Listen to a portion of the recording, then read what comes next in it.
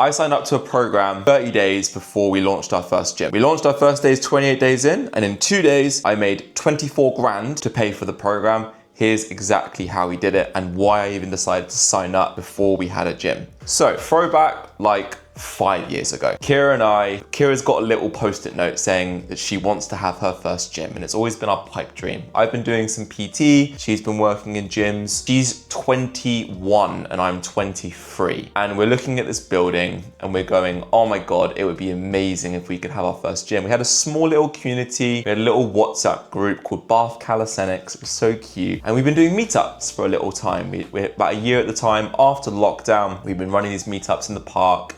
And people had been saying to us all the time, guys, when are you gonna open your gym? Like, come on, like you've been doing classes now for a while, you've been doing these outside, when are you gonna have your first gym? And we never really wanted, not wanted is the wrong way of saying it, we just didn't think we could do it. And we were very happy, we were very content with PT. But I remember there was one day where, and I'll explain this story another time, but something changed in me where I realized that the thing that we were doing didn't have anything to do with if I wanted it or not. It was such a powerful, important thing that I felt compelled that I just had to do this thing. And it actually came from someone saying that we'd help them help keep them alive. And I'll go through the whole story in another video, but it showed me that this swirl, this brand wasn't just a collection of people in a park. It was actually fighting some really big problems that were going on in the UK and are still going on in the UK. Loneliness, the health crisis going on right now,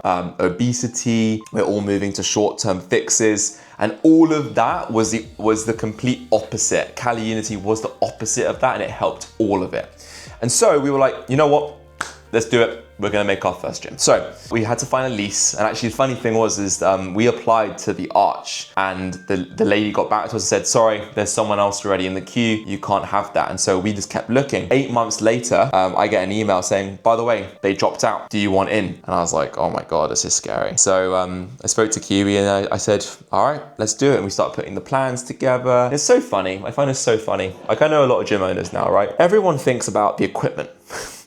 Everyone thinks about, what equipment am I gonna get? Oh my God, shiny equipment. Oh, I'm gonna get a nice rig. And I was a civil engineer, right? And did architecture. So I designed the whole space. I got it all in SketchUp and I started 3D modeling a rig and putting it here and like, where could we put stuff? And I sent a proposal off to the Archco, which is the company we went with. And I said, oh, here's what we're gonna do here. Here's the equipment. Guess what? I had no business plan. I had no idea how I was gonna make money. And I was just so naive that, I guess naivety in a way was the fact that we knew we couldn't fail, because I was already paying for other gyms at that time to PT my clients there. And so if Kira and I just combined forces, I was paying like 700 quid a month rent somewhere. She was paying, I think, 400 quid a month somewhere. And the gym was 1.1 a month, which is like a grand a month for a gym for rent. Like we're nearly paid 10x that right now. Anyway, but I find it so funny because what we did next was I actually went around to all the gym owners in Bath and I was like, yo guys, help, like I have no idea what I'm doing. And I just thought that I was gonna be training my PT clients, and Kira thought she was training her PT clients. I was like, oh, we'll do a bit of small group PT on the side and all that kind of stuff. And then, again, I mentioned this in other YouTube videos, I think one thing that I'm really proud of about me and Kiwi is we know what we don't know, or at least eventually. Maybe the Dunning-Kruger effect catches up eventually and we realize that life kicks us in the balls and we realize we're not as smart as we think we are. It happens all the time. And what we did is we started chronically researching online, going to everywhere we could. We watched podcasts, we read books, we watched YouTube videos. We just obsessed over trying to find out, how do you run a gym? Like, what's the best model? What do you do when it comes to all of this? And we came across this guy that changed our life, Mr. Alex Hormozi, which if you haven't heard of, I would recommend going and listening to him. He's a pretty cool dude. And his wife, Layla Hormozi. Where would you start with recommending somebody to go for looking at Alex Hormozi's stuff? What would be your first video recommendation? Good point. Alex actually made a really good point there. So in terms of Alex, he has a lot of very in-depth business content. I think the best thing is just go on his YouTube and just sort by most popular and find one of the top ones there. My favorite ever video he's made is a 1.5 hour video right when he was starting called The Best Sales Training on the Internet. And it goes through how sales is about transference of belief over a bridge of trust, how it's not about the sleazy car salesman, door-to-door salesman, all that crap. And actually it's about very similar principles to therapy and cognitive behavioral therapy, looking at giving power to others, circumstances, others, and self, blaming other things, and actually realizing that the power is in you. So my whole life changed when I realized that. I was like, wow, sales, I'm actually helping people have power over their own lives. How fucking cool is that? That's cooler than selling Range Rovers, right? Anyway, so that's what I'd recommend if you're getting into Alex Hormozi. Changed my life, really good deal. Again, I mentioned other guys, fitness marketing agency. I know the PTDC, Jonathan Goodman. I know the guys over at March On make really good content. I think Jens makes really good content. James Smith, incredible stuff. I just consumed all of these people, who, by the way, are so much better than me, so much more ahead of their game. It's just, I'll probably give you more one-on-one support because I'm starting out. Again, entrepreneurship, use what you've got, right? Anyway, so I started researching all these guys, and I remember listening to the first 380 episodes of Alex Hormozi's podcast. At the time, I think he had 750. And every single morning on a run, I would double speed his podcast. And then whenever I was moving around and whenever we were making the gym, which by this point we'd signed the lease and we were going in there and it was so cute. I'll see if you can find some photos, Alex. We were putting up the wall. I've got a whole folder of it actually. We were putting up the walls and they were these ugly walls. And so we put a wall in front of it, because we couldn't attach anything to the walls. So we put a wall in front of the wall and then put pallet wood over the top of it so we could actually do stuff with it. We had mirrors on one side, we had the rig obviously in the middle, had the gym flooring down. It was so cute looking back, and it was such a lovely moment. Lisa's, Kira's mum came and helped, Colin came and helped, my mum and dad came and helped. It was super fun.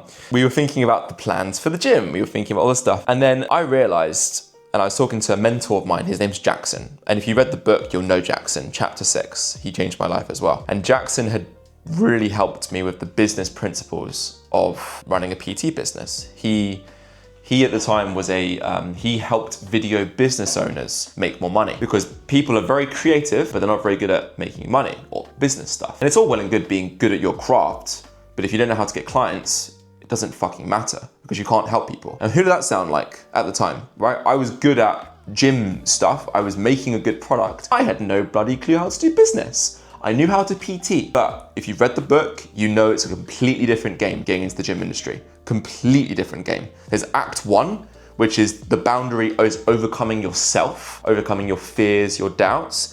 Act 2 is then learning business principles, and Act 3 is building a brand and teaching others. Which, by the way, if you want the full book, it's linked below. It's a 5.5 hour video, 220 page book, which is gonna be on Amazon soon, by the way, so get it while it's free, and the 50-page workbook. It's in the link description, it's completely free. Go there, and while you're there, go check out the Academy. It's pretty cool stuff. I think you'll like it. So, we were getting into the gym, and then Jackson said to me, he was like, if you did Gym Launch, this program, you would be the best gym in Bath, hands down. It's the only way that you can guarantee that you'd win. I looked at him and I was like, you're fucking right. Like, you're actually right. The only problem was we were broke. So we had absolutely zero money, nothing in the bank, because we just spent it on a fucking gym, right? Literally nothing in the bank. All my savings up to that point, absolutely everything. Like, I had nothing left. I think I just had enough for the deposit of Gym Launch, which I think was 2 or 3 grand at the point. So yeah, you can imagine how much Gym Launch was if the deposit was 2 or 3 grand. Yeah, it was $1,000 a week for Gym Launch. 52 weeks, $1,000 a week for a year. Crazy. But the funny thing is, if you pay attention. So actually, I realized that if I was to do this, I would win, because that was me betting on myself. It's not actually, when you pay for these programs, it's not really a reflection of how good the program is, it's how much you believe in yourself, right? Because if the person that you're helping you is gonna help you, if the person that you're paying for has any likelihood of helping you, then actually it's just you saying that I believe this is gonna work. And if you don't pay it, you just don't believe it's gonna work, which means you don't believe in yourself. That's fine. It's just, don't fool yourself that that's not the reality. I signed up for this program and they basically said to me, cool, it's $1,000 a week. You can start in 30 days. If within that 30 days, you come to us with 26 grand, we'll give it to you for that price. So 52 weeks, 52 grand. Or if you pay up, we'll give you half. So 26 grand. And I was like, all right, motherfucker, let's go. I'm doing that. I looked at Kiwi and I was like, I'm doing that. And by the way, we'll do a whole nother conversation on this. It took a lot for me to convince Kiwi. It took a lot for me to convince Kiwi to open our second gym on Walcott. It took a lot for me to convince Kiwi to open the yard, which nearly bankrupted us, still is. It took me a lot to convince Kiwi to do the qualification. It took her a lot to convince me to live in Canada for 9 months and travel the world. So maybe I'll do a video on that, which would be a cool thing about partners and working in business and relationships. Anyway, I set this challenge myself and I couldn't sleep. Like, it was just the only thing on my mind. And I've told a story before. I came along to the onboarding for gym launch, which I think was, I signed up and in 3 days time, he was fully booked. So I booked this onboarding. And I turned up and he was like, right, are you ready to start going through the modules? And he pulled up my account and he was like, oh, you've been through everything. And I was like, yeah, I've been through everything. I've got all the software set up. I've learned everything. I literally just spent all day obsessing over this stuff. I absolutely obsessed over it. I learned it all while also still PTing my clients 5 hours a day and building the next gym. So literally every waking hour of my day was just spent doing this. And I remember having like, almost it felt like stomach ulcers because I had so much stress. I just had this constant knot in my stomach of just pure stress. I'm trying to extract lessons from this. I think the main thing that lesson one, I think from this is when you land at the shore and there's an army in front of you, burn the fucking boats. Because if you burn the boats, you give yourself no way out. You have to win. And it can't just be like, for example, right? It can't just be like, all right, Alex, can you get this done in half an hour? It's like, no, if you don't get this done in half an hour, you're fucking fired. That's burning the boats, right? You'll get it done. So there's different levels of deadlines. We all talk about Parkinson's law. By the way, Parkinson's law actually comes from gas expansion theory, which is when you put gas into a container, it becomes the container. That's where Parkinson's law comes from. So there's different levels of Parkinson's law, right? It can be, I'll sign up to a half marathon, but in reality, how much is it if you cancel the half marathon? It's like, no. I sign up to the half marathon and I am Jewish and, I'm not Jewish, but imagine I was Jewish. And if I don't do it, I'll donate 10 grand to the German Nazi party. You know, like, oh fuck. And it's written in a contract to your partner and they have the bank account ready to go.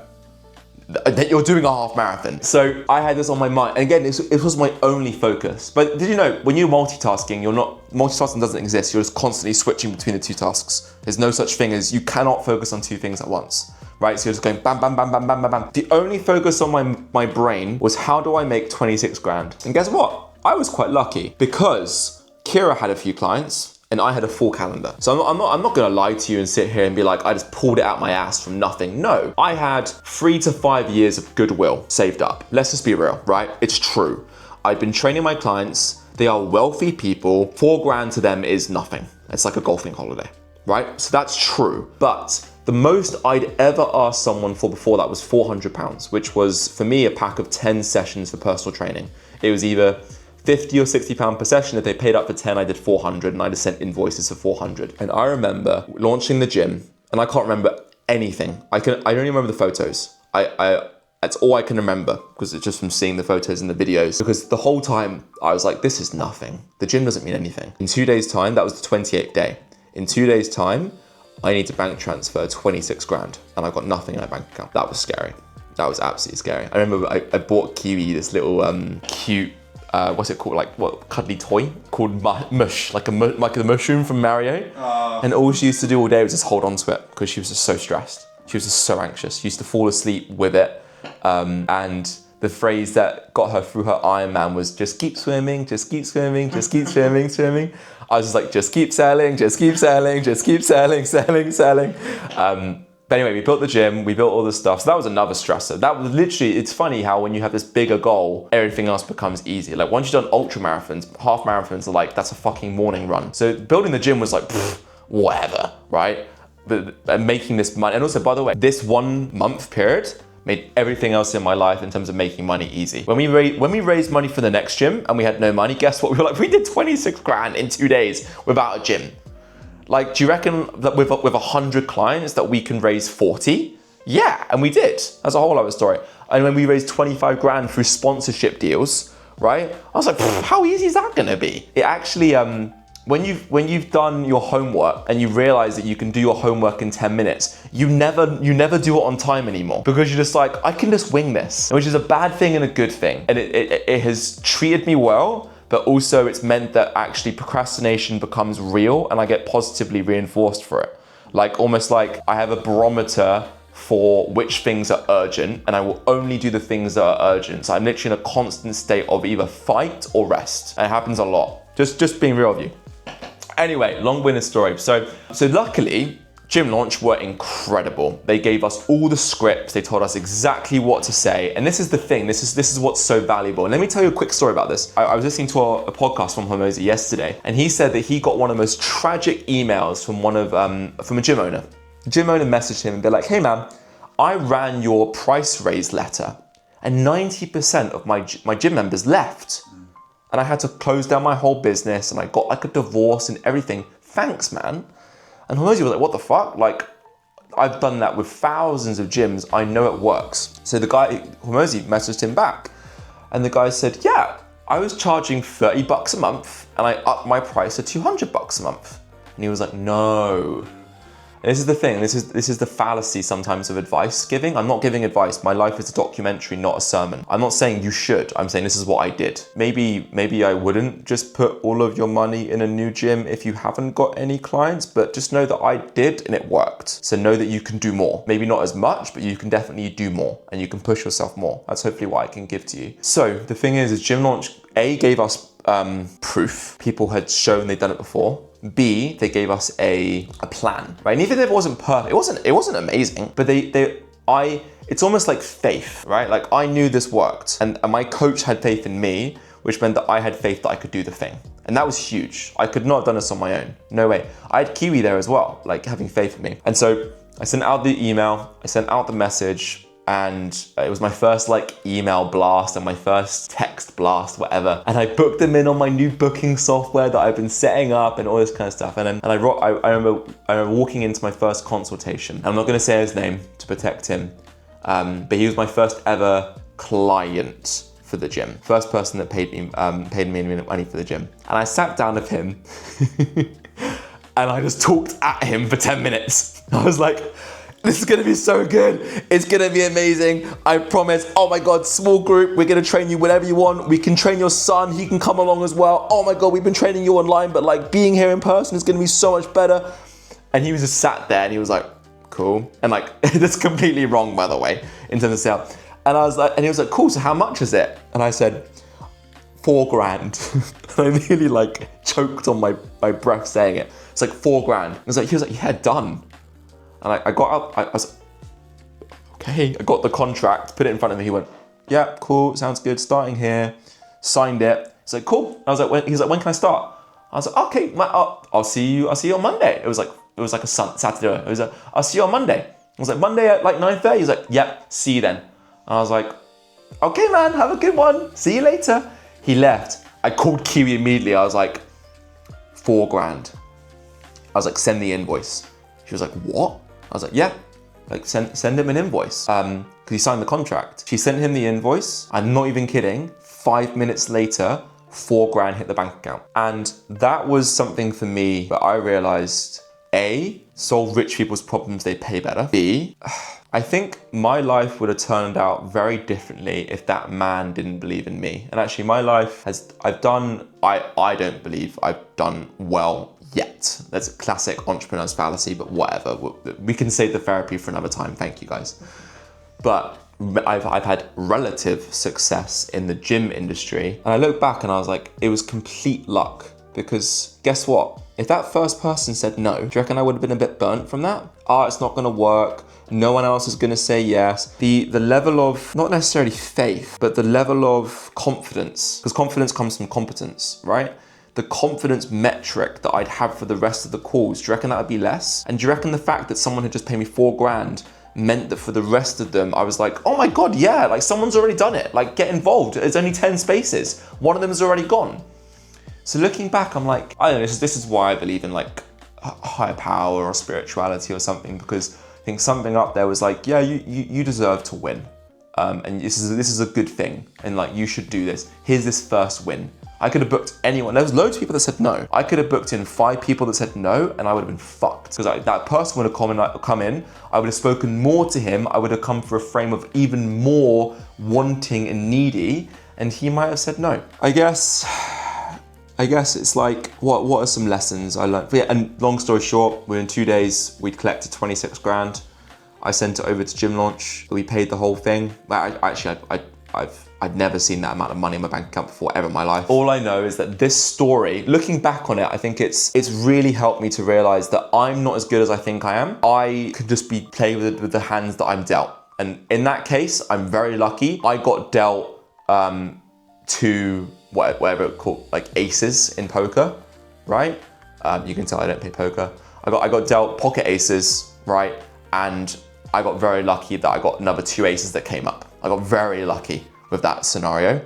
And I could have easily been dealt a 7 and a 3. But I also think in some scenarios in my life, I have been dealt a 7 and a 3. And so I think you make your own luck. Moral of the story of all of this, just a long old rant, which is Parkinson's law has pushed me more in my life than anything else. And I think it's designing your environment and your circumstances in such a way to make the likelihood, not even the likelihood, make the chance of you saying no impossible. Not just low, impossible. And just don't give yourself a way out, because we will find ways out. And that, I think, has been the one thing that has led to the biggest dividends, especially for me. Like I said earlier, homework, it's either fight or flight. It's either I'm playing games all day long, fuck, I got homework to do. That's how my brain works. And so I was just on a call with the academy students and we were talking about different ways of learning. And some people, they open the lecture, they go through the lecture, then they go through the notes, then they do flashcards. Some people just did the flashcards, then they went through the notes, then they watched my lecture. And the long story short of it is, in order to lose weight, you need to eat less and move more. But you might like different foods. You might eat the same thing every single day. You might eat out every single day. You might be on keto or intermittent fasting or eat with a spoon on Tuesday and a knife on fucking Thursday. Whatever, right? It's just whatever the thing is, it pushes you towards that fundamental principle. And I think the moral of the story for this whole thing is respect Parkinson's law. And if you do set yourself up to win, you might just win.